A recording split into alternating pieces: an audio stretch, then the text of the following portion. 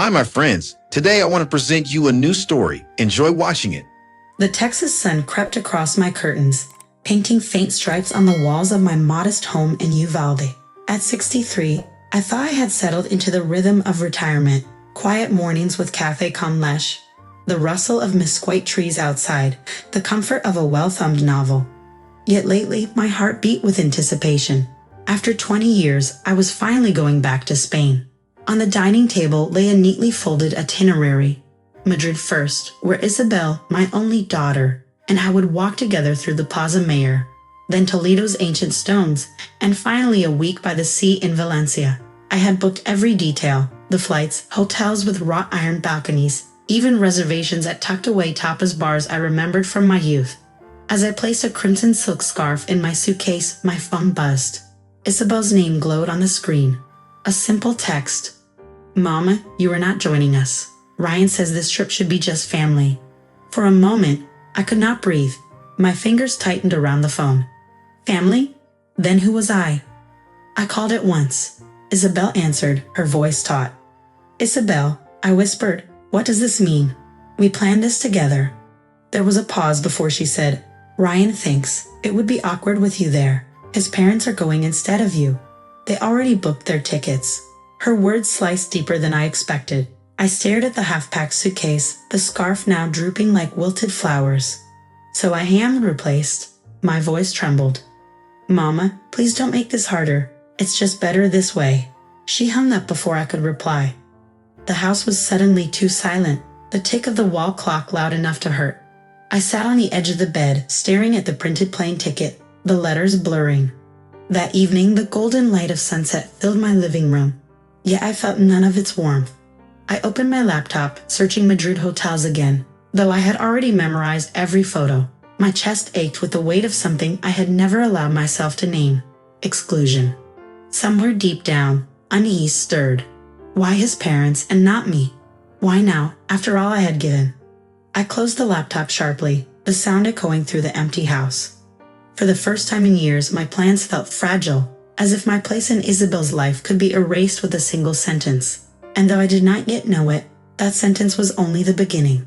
3 days after Isabel's call, I sat at the kitchen table with a cup of coffee that had long since gone cold. Outside, the Texas sky was pale and endless, but my thoughts stayed trapped in the shadows of last night's words. "Ryan thinks it should be just family." They repeated in my mind like a cruel refrain. To distract myself, I reached for my tablet and opened Facebook. The first photo I saw stole my breath. Isabella and Ryan, arm in arm before the Royal Palace in Madrid. The very palace I had described when booking our tour. On either side of them stood Ryan's parents, their smiles wide, their eyes reflecting the sunlight I had longed to feel on my skin. I scrolled further. There they were at the Mercado de San Miguel, sampling olives. There they were in Toledo, walking beneath the same archway I had circled on the map.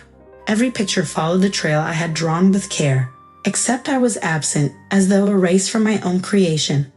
Tears stung, but another feeling soon rose. Clarity. I remembered Isabel's first year in college when she called sobbing about loans. I had written a check. Later, when she and Ryan dreamed of a house, I had paid the down payment. When Ryan lost his job, I quietly covered their bills. At the time, it felt like love. But now, staring at their joy without me, I felt a chill realization. Perhaps I had not been mother, but benefactor. My phone rang. Isabel's voice came through, bright but distant. "Hi, Mama. We're just having the most amazing time. Could you transfer some money? The hotel charged more than expected." I closed my eyes. "Isabel, do you hear yourself? Do you realize what you've done to me?" A pause. Then defensively, "This isn't about you, Mom. Don't ruin our trip." Her words landed heavy. I ended the call before my voice could break. And for the first time in decades, I began to wonder if love had blinded me to the truth that I had been nothing more than a safety net, stretched until ready to tear. The silence in my house grew heavier each day. Even the familiar creak of the floorboards seemed to accuse me, reminding me of every sacrifice I had made. Yet beneath the ache, something sharper stirred, resolve. One morning, I opened the county records online.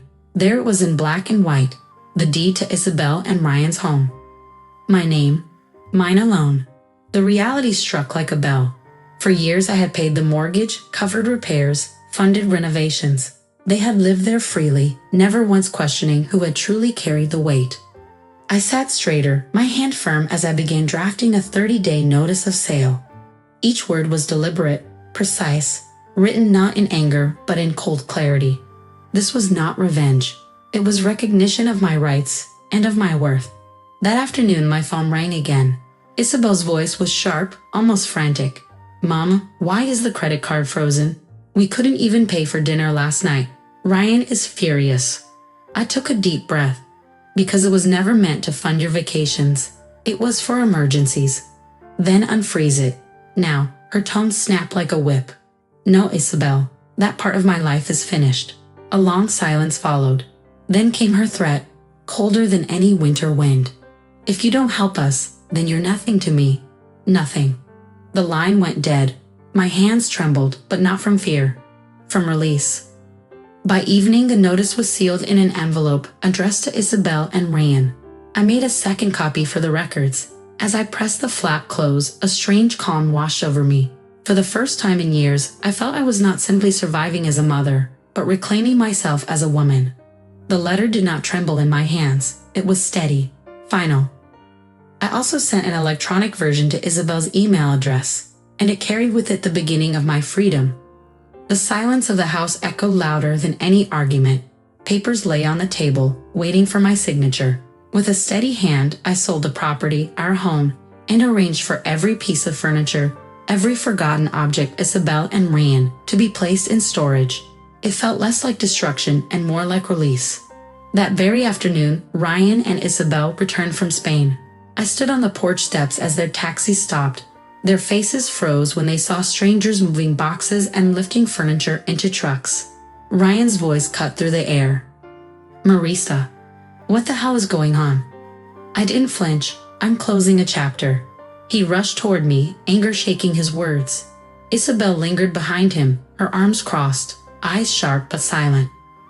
The next morning, a black SUV pulled into my driveway. I didn't need to see the driver to know who it was. Ryan stepped out, his posture stiff, his jaw set in that way he wore whenever control slipped from his hands. He didn't knock, he barged in.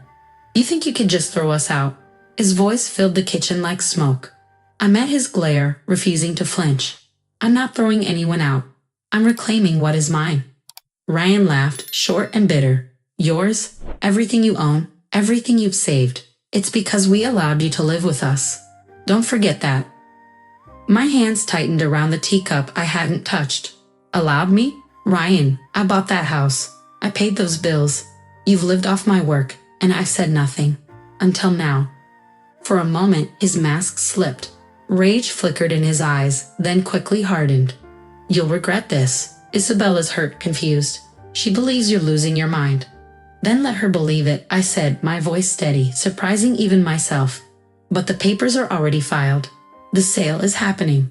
He stepped closer, lowering his voice to a growl. "You can't win against me. I know how to bend people, how to twist them. If you push me, I'll make sure Isabel never speaks to you again." A shiver ran down my spine, but I did not yield. "Do what you must. My daughter has already turned her back on me. You can't take what is already gone." His silence was sharper than his threats. Finally, he turned on his heel, slamming the door so hard the windows rattled. For a long moment, I stood in the echo of his exit. The fear was real, but so was the fire inside me. Ryan was a shadow, loud, menacing, but ultimately powerless against the truth I now held. 2 weeks later, the house no longer belonged to me. The keys lay on the lawyer's desk, a simple metal bundle carrying years of memories, both tender and bitter. Ryan had tried everything, pleas, threats, even calling me in the middle of the night. Isabel's silence cut the deepest, but I no longer begged for her voice. I understood now, love cannot be forced, nor respect demanded from those who refuse to see you. I bought a puppy, mischievous and bright-eyed, and gave him a name that carried irony, Ryan. I bought a minivan, nothing fancy, just sturdy enough to carry me across states and away from the weight of expectation. At a rest stop, a stranger smiled at me. "Starting a journey?" "Not starting," I said quietly, continuing. The road stretched ahead, the dog curled against my side. And with each mile, the knots of my past began to loosen. I found joy in silence and freedom in the sheer vastness of possibility. I whispered into the open air, as if Isabel might somehow hear me. Love isn't measured by sacrifice. It's measured by being valued. I will always love you, but I must also love myself. With that, I pressed the accelerator. The road opened wide, carrying me not toward escape, but toward freedom. Friends, what do you think of this story? Write your opinion in the comments. Would you like more stories? Don't forget to subscribe and hit the bell button so you don't miss any videos. See you tomorrow.